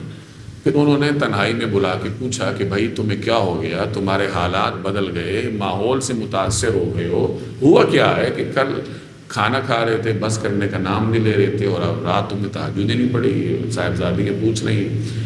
تو امام احمد نے کہا کہ حضرت بات یہ ہے کہ جب کل میں دسترخوان پہ بیٹھا تو مجھے اس کھانے میں ہر طرف انوارات نظر آ رہے تھے، چونکہ آپ کے رزق کا کھانا تھا، اور مجھے یہ یقین تھا کہ اتنا رزق حلال میں نے کبھی کھایا نہیں ہوگا، اور پتہ نہیں آئندہ ملے گا یا نہیں ملے۔ ہر لقمے کے ساتھ مجھے نور محسوس ہو رہا تھا، تو میں نے کہا اس کو میں خوب کھاؤں، یہ نور اپنے اندر میں بھروں، لوگ جو سمجھے سو سمجھیں۔ اور جہاں تک تعلق ہے وضو نہ کرنے کا، تو میں رات سویا ہی نہیں ہوں۔ میں جب رات کو لیٹا تو تھکاوٹ میری اتری ہوئی تھی، اور وہ کھانے کی برکت ایسی تھی کہ نیند بھی نہیں آئی اور تھکاوٹ بھی نہیں ہوئی۔ تو میں لیٹے لیٹے میں قرآن کریم کی آیات پر غور کرتا رہا، اور اسی کی برکت تھی کہ میں نے آج کی رات قرآن کریم سے 100 سے زائد مسائل اخذ کیے۔ تو میں سویا ہی نہیں تھا، مجھے وضو کی ضرورت ہی نہیں پڑی، ایسے ہی میں نے اعمال جو ہے وہ سر انجام دی۔ تو بہرحال یہ ائمہ کا کام ہوتا ہے کہ وہ قرآن کریم کی آیات سے اصول اخذ کریں، اس سے مسائل اخذ کریں۔ ہم جیسے لوگوں کا کام نقل کرنا ہوتا ہے کہ محدثین نے، فقہاء نے قرآن کریم کے جن آیات سے جو اصول نکالے ہوں ہم پڑھیں اور آگے نقل کریں۔ خود اخذ کرنا یہ میرے اور آپ جیسے لوگوں کا کام نہیں۔ ہمارا کام کیا ہے؟ نصیحت اخذ کرنا کہ نوح علیہ السلام کی قوم تباہ ہوئی، کیوں ہوئی؟ قوم عاد ہے، قوم سمود ہے، اسی طرح فرعون کی قوم ہے، وہ کیا کام تھے، جہنم میں کیا ہوگا، جنت کی نعمتیں کیا ہیں۔ ہم یہ تمام آیات پڑھیں، قرآن کریم کا ترجمہ شروع سے لے کے آخر تک پڑھیں اور ہدایت حاصل کریں، قانون اخذ نہ کریں۔ وَلَقَدْ يَسَّرْنَا الْقُرْآنَ لِلذِّكْرِ، اور حقیقت یہ ہے کہ ہم نے قرآن کو آسان بنایا، کس لیے؟ ذکر کے لیے، نصیحت حاصل کرنے کے لیے۔ فَهَلْ مِن مُدَّكِرٍ، اب کیا کوئی ہے جو نصیحت حاصل کرے؟ یہ تو قوم نوح کا واقعہ ہو۔ اب آگے قوم عاد کا واقعہ۔ قوم عاد یہ عرب کے جنوبی خطے میں تھی، یمن اور اس کے قرب و جوار میں، اور یہ عرب کا زرخیز خطہ ہے قدیم زمانے سے، تو یہ بڑی متمدن قوم تھی۔ اللہ تبارک و تعالیٰ نے ہود علیہ السلام کو ان کی طرف بھیجا، انہوں نے بات نہ مانی، پیچھے تفصیلات آپ پڑھ چکے ہیں، تو اللہ تعالیٰ نے مل جمیٹ کر دیا۔ کذبت عاد، عاد کی قوم نے بھی جھٹلایا۔ فَكَيْفَ كَانَ عَذَابِي وَنُذُرِ، تو پھر دیکھ لو کہ میرا عذاب اور میری تنبیہات کیسی تھی۔ عاد کی قوم نے جھٹلایا کس چیز کو؟ تنبیہات کو، اللہ تبارک و تعالیٰ کے برگزیدہ بندے کو جھٹلایا، اللہ کے کلام کو جھٹلایا۔ تو اللہ پوچھ رہا ہے کہ دیکھ لو کہ پھر میرا عذاب اور تنبیہات کیسی تھی۔ عذاب کیسے آیا؟ اللہ نے ان پہ ہوا مسلط کی، وہ ہوا 7 راتیں اور 8 دن تک چلتی رہی۔ 7 لیال و 8 ایام، 7 راتوں اور 8 دنوں تک وہ ہوا مسلسل چلتی رہی، اور اللہ نے ان دنوں کو منحوس دن کہا ہے۔ یہاں یاد رکھیے کہ کوئی دن منحوس نہیں ہوتا، دن وقت اللہ کا پیدا کردہ ہے، اور وقت ایک طرح سے ہے، سب اللہ نے پیدا کیا ہے، تمام مہینے اللہ نے پیدا کیے۔ یہ دن ان کے حق میں منحوس ہوئے ان کے اعمال کی وجہ سے۔ دن سارے ایک جیسے ہیں، آپ دن کو بابرکت بناتے ہیں اپنے عمل کے ذریعے، منحوس بناتے ہیں اپنے عمل کے ذریعے۔ رمضان کتنا بابرکت مہینہ ہے، لیکن کیا اس کی برکتیں اس کو بھی ملیں گی جو علی الاعلان روزہ توڑتا ہے، کھاتا پھرتا ہے؟ اب ظاہر ہے کہ ایک روزہ دار اس مہینے کو اپنے لیے بابرکت بناتا ہے، برکتیں حاصل کرتا ہے، اور اس مہینے میں روزہ توڑ کے اللہ کو نافرمان کر کے ایک آدمی ان برکتوں سے اپنے آپ کو محروم کرتا ہے۔ تو انسان کا اپنا عمل یہ فیصلہ کرتا ہے کہ یہ وقت اس کے لیے مبارک ہے یا منحوس ہے۔ تو قوم عاد کا عمل ایسا تھا کہ ان پہ عذاب آیا، تو وہ دن یہاں ان کو منحوس دن کہا گیا ان کے اعمال کی وجہ سے۔ یہ میں اس لیے عرض کر رہا ہوں کہ لوگ عام طور پہ مختلف دنوں کو، مختلف مہینوں کو منحوس سمجھتے ہیں۔ جیسے آج کل سفر کا مہینہ ہے تو بہت سارے لوگوں کے دلوں میں، دماغ میں شبہات ہوتے ہیں، تو یاد رکھیں کوئی مہینہ منحوس نہیں ہوتا، دن سارے اللہ نے پیدا کیے ہیں۔ عقیدہ مضبوط ہونا چاہیے، توکل ہونا چاہیے اللہ تبارک و تعالیٰ پہ۔ عمل منحوس ہوتا ہے، گناہ کریں گے تو وہ منحوس ہے، عمل وہ گناہ منحوس ہے، آپ کے لیے نحوست والا ثابت ہو۔ اِنَّا أَرْسَلْنَا عَلَيْهِمْ رِيحًا صَرْصَرًا، ہم نے ان پر ایک تیز آندھی والی ہوا چھوڑ دی، فی یوم نحس مستمر، ایک مسلسل نحوست کے دن میں، یوم نحس منحوس دن، مستمر مسلسل، تنزع الناس، جو لوگوں کو اس طرح اکھاڑ پھینک دیتی تھی، کأنہم اعجاز نخل منقعر، جیسے وہ کھجور کے اکھڑے ہوئے درخت کے تنے ہوں، یعنی جیسے کھوکھلے تنے ہوں۔ قوم عاد بڑے لمبے ڈیل ڈول کے تھے، تو وہ ایسے پڑے ہوئے تھے جیسے کھجور کے لمبے لمبے تنے پڑے ہوتے ہیں۔ ہوا نے ان کو اٹھایا، اوپر لے گئی، آپس میں ٹکرایا، اس طریقے سے وہ ٹکراتے رہے، 7 دن تک ہوا ان پہ مسلط رہی، اور پھر اس کے بعد وہ ایسے ہو گئے جیسے کھوکھلے تنے ہوتے ہیں۔ فَكَيْفَ كَانَ عَذَابِي وَنُذُرِ، اب سوچو کہ میرا عذاب اور میری تنبیہات کیسی تھی۔ وَلَقَدْ يَسَّرْنَا الْقُرْآنَ لِلذِّكْرِ، حقیقت یہ ہے کہ ہم نے قرآن کو نصیحت حاصل کرنے کے لیے آسان بنا دیا ہے۔ فَهَلْ مِن مُدَّكِرٍ، اب کیا کوئی ہے جو نصیحت حاصل کرے؟ کذبت ثمود بالنذر، سمود کی قوم نے بھی تنبیہ کرنے والوں کو جھٹلانے کا رویہ اختیار کی۔ اب قوم سمود کی بات، یہ عرب کے شمالی حصے میں تھی۔ اللہ تبارک و تعالیٰ نے حضرت صالح علیہ السلام کو ان کی طرف مبعوث کی۔ یہ نہ مانے بالآخر انہوں نے سوال کیا، مطالبہ کیا کہ یہ جو پہاڑ ہے اس کی کوک سے، اس کی جڑ سے ایک بڑی اونٹنی نکل آئے تو ہم آپ کو مان لیں گے۔ معجزے کا مطالبہ کیا تو صالح علیہ السلام نے اللہ سے دعا کی تو پہاڑ میں گڑگڑاہٹ پیدا ہوئی اور اس کی کوک سے ایک اونٹنی نکل آئی جو اتنی بڑی تھی کہ محققین کہتے ہیں کہ جہاں وہ بیٹھتی تھی اس جگہ کو ناپا گیا تو 90 اسکوائر فٹ جگہ تھی، یعنی اتنی جگہ وہ گھیرتی تھی، اتنی عظیم الشان اونٹنی تھی۔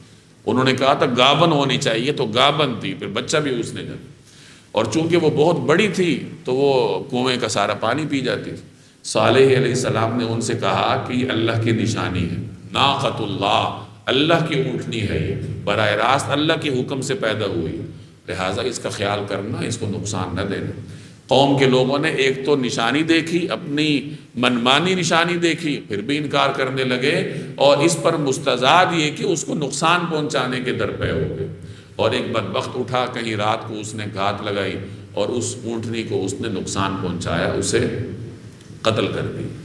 اس کا بچہ دیکھ رہا تھا، تو بعض مفسرین تفسیری روایات ہیں کہ اس بچے نے جب اپنی ماں کی یہ حالت دیکھی تو وہ بھاگ کھڑا ہوا اور اس پہاڑ کے پاس پہنچا جہاں سے اس کی ماں نکلی تھی، وہاں وہ چیخا زور سے، پھر اس پہاڑ میں ہی کہیں غائب ہو گئی۔ اب اس کے بعد اللہ تبارک و تعالیٰ نے ان پہ عذاب بھیجا، ایک خوفناک چنگھاڑ، ایک چیخ ان پہ مسلط ہوئی جس نے ان کے کلیجے پھاڑ دیے اور وہ اوندے منہ اپنے گھروں میں پڑے رہ گئے۔ یہاں اسی کا ذکر ہے۔ کذب ثمود بالنذر فقالوا، چنانچہ کہنے لگے، ابشرا منا واحدا نتبعہ، کہ کیا ہم اپنے ہی میں سے ایک تنہا آدمی کے پیچھے چل پڑیں۔ انہیں دو اعتراضات تھے، ایک تو یہ کہ یہ پیغمبر انسانوں میں سے کیوں ہے، دوسرا اعتراض یہ کہ ہم میں سے کیوں ہے، اور تیسرا یہ کہ اکیلا کیوں ہے، اس کے ساتھ جمگھٹا کیوں نہیں ہے، حشم خدم کیوں نہیں ہے، خدنام کیوں نہیں، پروٹوکول کیوں نہیں۔ اور ہر زمانے میں منکرین کو یہی اعتراضات رہے ہیں عقیدہ رسالت کے حوالے سے۔ مشرکین مکہ کے بھی یہ اعتراضات تھے۔ اللہ تبارک و تعالیٰ نے قوم عاد کا ذکر کیا ان کے سامنے کہ جو تم اعتراض کرتے ہو وہ بھی کرتے رہے، تو دیکھ لو ان کا انجام کیا ہو۔ اِنَّا اِذًا لَفِي ضَلَالٍ وَسُعُرٍ، ایسا کریں گے تو یقیناً ہم بڑی گمراہی اور دیوانگی میں جا پڑیں گے کہ ہم ان کے پیچھے چلے تھے۔ أَأُلْقِيَ الذِّكْرُ عَلَيْهِ مِن بَيْنِنَا، بھلا کیا ہم سارے لوگوں کے درمیان یہی ایک شخص رہ گیا تھا، یعنی اللہ نے پیغمبر بنانا ہی تھا تو ان کو بنانا تھا، کسی سردار کو بناتے۔ یہ وہی اعتراض ہے جو مشرکین مکہ نے کہا تھا کہ اگر اللہ نے پیغمبر بنانا تھا تو طائف اور مکہ کے کسی رئیس کو بناتا، کسی سرمایہ دار کو بناتا۔ بل هو کذاب اشر، بلکہ دراصل یہ پرلے درجے کا جھوٹا شیخی باز شخص ہے۔ یہ قوم عاد، قوم حضرت صالح علیہ السلام کی قوم کے الفاظ۔ سیعلمون، اللہ کہہ رہا ہے کہ کل ہی، سیعلمون غدن، کل ہی انہیں پتہ چل جائے گا، من الکذاب الاشر، کہ پرلے درجے کا جھوٹا شیخی باز کون تھا، ابھی ان کو پتہ چل جاتا ہے۔ انا مرسل الناقۃ فتنۃ لہم، ہم نے ان کے پاس ان کی آزمائش کے طور پر اونٹنی بھیج رہی، ہم ان کے پاس ان کی آزمائش کے طور پر اونٹنی بھیج رہے ہیں۔ فرتقبہم، اس لیے آپ انہیں دیکھتے رہیے، واصطبر، اور صبر سے کام لیں، ونبئہم، اور ان کو بتا دو، ان الماء قسمۃ بینہم، کہ پانی ان کے درمیان تقسیم کر دیا گیا ہے۔ جیسے میں نے pہلے عرض کیا کہ یہ طے ہوا تھا کہ ایک دن کنویں میں سے پانی یہ اونٹنی پیے گی اور دوسرے دن باقی جانور پئیں گے۔ کل شرب مختضر، ہر پانی کا حقدار اپنی باری میں حاضر ہوگا، یعنی اپنی باری میں اونٹنی بھی جائے گی اور دوسرے دن پھر باقی قوم کے جانور آئیں گے۔ فنادوا صاحبہم، پھر انہوں نے اپنے آدمی کو بلایا، فتعاطیٰ، چنانچہ اس نے ہاتھ بڑھایا، فعقر، اور قتل کر ڈالا، یعنی اس بدبخت نے اونٹنی کو نقصان پہنچایا۔ فکیف کان عذابی ونذر، اب سوچو کہ میرا عذاب اور میری تنبیہات کیسی تھی۔ انا ارسلنا علیہم صیحۃ واحدہ، ہم نے ان پر بس ایک چنگھاڑ بھیجی، فکانوا کحشیم المحتضر، جس سے وہ ایسے ہو کر رہ گئے جیسے کانٹوں کی روندی ہوئی باڑ ہوتی ہے۔ جیسے کوئی آدمی اپنے باغ کے ارد گرد باڑ لگاتا ہے جانوروں سے بچانے کے لیے، تو وقت کے ساتھ ساتھ اس باڑ کے پودے وغیرہ پتے گر جاتے ہیں اور ہوا کے گزرنے سے، مویشیوں کے گزرنے سے وہ چورا چورا برادہ سا بن جاتے ہیں۔ تو اللہ کہہ رہا ہے کہ قوم سمود کے لوگ بھی ایسے ہو گئے تھے۔ وَلَقَدْ يَسَّرْنَا الْقُرْآنَ لِلذِّكْرِ، اور حقیقت یہ ہے کہ ہم نے قرآن کو نصیحت حاصل کرنے کے لیے آسان بنا دیا ہے۔ فَهَلْ مِن مُدَّكِرٍ، اب کیا کوئی ہے جو نصیحت حاصل کرے؟ كَذَّبَتْ قَوْمُ لُوطٍ بِالنُّذُرِ، لوط علیہ السلام کی قوم نے بھی تنبیہ کرنے والوں کو جھٹلایا۔ اِنَّا أَرْسَلْنَا عَلَيْهِمْ حَاصِبًا إِلَّا آلَ لُوط، ہم نے ان پر پتھروں کا می برسایا سوائے لوط علیہ السلام کے گھر والوں کے۔ نجیناہم بسحر، جنہیں ہم نے سحری کے وقت بچا لیا تھا۔ نعمتا من عندنا، یہ ہماری طرف سے ایک نعمت تھی۔ کذالک نجزی من شکر، جو لوگ شکر گزار ہوتے ہیں ان کو ہم ایسا ہی صلہ دیتے ہیں۔ پیچھے آپ تفصیلات پڑھ کے آئے ہیں کہ یہ قوم اردن میں مشرقی علاقے میں یہ آباد تھی، سمندر کے کنارے ان کے مختلف بستیاں تھیں۔ 4 لاکھ انسانوں پر مشتمل یہ بستیاں تھیں۔ مرکزی علاقہ صدوم تھا ان کا، اور یہ ایک ایسی بیماری کا شکار تھے جو اس سے پہلے انسانوں میں نہیں تھی، ہم جنس پرستی کیا۔ تو انہیں پیغمبر نے بار بار سمجھایا، لوط علیہ السلام نے، یہ باز نہ آئے، تو اللہ نے ان پہ عذاب بھیجا۔ عذاب کی صورت یہ بنی کہ اللہ تعالیٰ نے فرشتے جو بھیجے تھے عذاب کے لیے خوبصورت لڑکوں کی شکل میں بھیجے۔ اب چونکہ یہ ہم جنس پرست تھے، انہیں جب پتہ چلا کہ لوط علیہ السلام کے گھر میں تو اس طرح نوخیز نوجوان آئے، تو یہ اپنی ہوس پوری کرنے کے لیے پل پڑے لوط علیہ السلام کے گھر میں۔ اب لوط علیہ السلام پریشان ہو گئے کہ مہمانوں کی حفاظت ان بد کرداروں سے میں کیسے کروں۔ تو اس موقع پہ انہوں نے پھر کہا کہ کاش کوئی مضبوط سہارا ہوتا تو میں تاکہ اس کا سہارا لے کے ان کو میں مہمانوں کی حفاظت کرتا، یعنی کوئی دنیاوی سبب تو اختیار کرنا پڑتا ہے۔ تو لوط علیہ السلام نے اس وقت اس کا اظہار کیا تھا کہ میں مہمانوں کی حفاظت کیسے کروں۔ تو جب وہ قوم کے لوگ بالکل آگے دروازے بجانے لگے، دیواریں پھیلانے لگے، اور لوط علیہ السلام کی جو پریشانی تھی وہ بڑھتی گئی، پھر فرشتوں نے لوط علیہ السلام سے کہا کہ آپ پریشان نہ ہوں، ہم فرشتے ہیں اور ان کا انجام آپ دیکھ لیں۔ جب وہ آگے بڑھنے لگے تو کہا جاتا ہے کہ فرشتے نے، جبریل علیہ السلام نے اپنا پر ہلایا، تو اس کا نتیجہ یہ ہوا کہ جتنے بھی دیواریں پھیلان رہے تھے، دیواروں سے چڑھ کے آ رہے تھے، وہ اندھے ہو گئے۔ اندھے ہونے کے باوجود بھی اپنے ناپاک عزائم سے پیچھے نہیں ہٹے اور ٹٹول ٹٹول کر آگے بڑھ رہے تھے۔ اس کے بعد پھر فرشتوں نے لوط علیہ السلام سے کہا کہ صبح سویرے آپ اپنے خاندان کو لے کے نکل جائیے، اور اس قوم کا انجام پھر جو ہوگا سو ہوگا۔ آپ نے اور آپ کی اولاد نے پیچھے مڑ کے نہیں دیکھنا، اور ان کو بتا دیا گیا کہ آپ اور آپ کی اولاد کی اللہ حفاظت کرے گا سوائے آپ کی بیوی کے جو اپنی قوم کے ساتھ ملی ہوئی ہے۔ تو یہاں اسی کا ذکر ہے، نجیناہم بسحر نعمتا من عندنا کذالک نجزی من شکر وَلَقَدْ أَنذَرَهُمْ بَطْشَتَنَا، اور لوط علیہ السلام نے ان لوگوں کو ہماری پکڑ سے ڈرایا تھا۔ فَتَمَارَوْا بِالنُّذُرِ، لیکن وہ ساری تنبیہات میں کمیاں نکالتے رہے، میک نکالتے رہے، یعنی وہ یہ سمجھتے رہے کہ بس یہ تو ایسے ہی ہے اور کوئی عذاب نہیں آئے گا۔ وَلَقَدْ رَاوَدُوهُ عَنْ ضَيْفِهِ، اور انہوں نے لوط علیہ السلام کو ان کے مہمانوں کے بارے میں پسلانے کی کوشش کی۔ فَطَمَسْنَا أَعْيُنَهُمْ، جس پر ہم نے ان کی آنکھوں کو اندھا کر دیا۔ جیسے میں نے عرض کیا کہ مفسرین کہتے ہیں کہ فرشتے نے اس طرح اللہ کے حکم سے ان کو اندھا کیا۔ فَذُوقُوا عَذَابِي وَنُذُرِ، اور کہ چکھو میرا عذاب اور میری تنبیہات کا مزہ، یعنی اب چکھ لو کہ تمہارے ساتھ کیا ہوتا ہے۔ وَلَقَدْ صَبَّحَهُمْ بُكْرَةً عَذَابٌ مُسْتَقِرٌ، اور صبح سویرے ان پر ایسا عذاب حملہ آور ہوا، مستقر، جو جم کر رہ گیا۔ وہ عذاب کیا تھا کہ اللہ تعالیٰ نے ان کی زمین کو الٹا دیا تھا، چونکہ وہ ایسا کام کرتے تھے جو انسانی فطرت کو الٹا دینے والا تھا۔ تو اللہ تبارک و تعالیٰ نے ان کو عذاب بھی ایسا دیا کہ زمین کو ان کے اوپر الٹا دی۔ فَذُوقُوا عَذَابِي وَنُذُرِ، کہ چکھو میرے عذاب اور میری تنبیہات کا مزہ۔ وَلَقَدْ يَسَّرْنَا الْقُرْآنَ لِلذِّكْرِ، اور حقیقت یہ ہے کہ ہم نے قرآن کو آسان بنایا نصیحت حاصل کرنے کے لیے۔ فَهَلْ مِن مُدَّكِرٍ، اب کیا کوئی ہے جو نصیحت حاصل کرے۔ وَلَقَدْ جَاءَ آلَ فِرْعَوْنَ النُّذُرُ، اور فرعون کے خاندان کے پاس بھی تنبیہات آئیں۔ اب یہ مختلف اقوام کے ذکر کے بعد فرعون کا ذکر ہو رہا ہے، جس کی طرف اللہ نے موسیٰ علیہ السلام کو بھیجا تھا۔ کذبوا بآیاتنا کلھا، انہوں نے ہماری تمام نشانیوں کو جھٹلا دیا تھا۔ فاخذناہم اخذ عزیز مقتدر، اس لیے ہم نے ان کو ایسی پکڑ میں لیا جیسی ایک زبردست قدرت والے کی پکڑ ہوتی ہے، سخت پکڑ میں لے لیا۔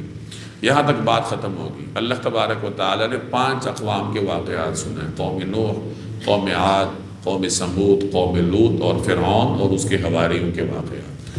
اب آگے قریش مکہ کو کہا جا رہا ہے کہ جب یہ تمام ہلاک ہو گئے تو تم کیا سمجھتے ہو کہ تم ہلاک نہیں ہوگے؟ تمہارے پاس کوئی دلیل ہے؟ تم اللہ سے لکھوا کے لائے ہو؟ کسی گزشتہ کتاب میں تمہارے بارے میں ضمانت دی گئی ہے کہ تم جو کرو گے تم ہلاک نہیں ہوگے؟ ایسا تو نہیں ہے۔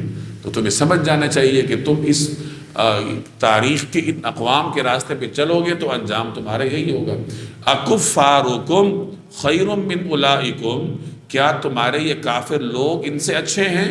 ام لکم براءۃ فی الزبر، یا تمہارے لیے کتابوں میں کوئی بے گناہی کا پروانہ لکھا ہوا ہے؟ یعنی یہ جو مکہ کے کافر ہیں، کیا یہ ان کافروں سے اچھے ہیں؟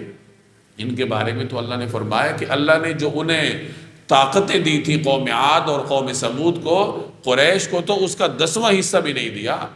اللہ نے جتنا ڈیل ڈول اور طاقتیں ان کو دی تھی، تو ان کو کہا گیا کہ کیا تم ان سے بہتر ہو کہ تم پہ عذاب نہیں آئے گا، یا پھر تم کچھ لکھوا کے لائے ہو؟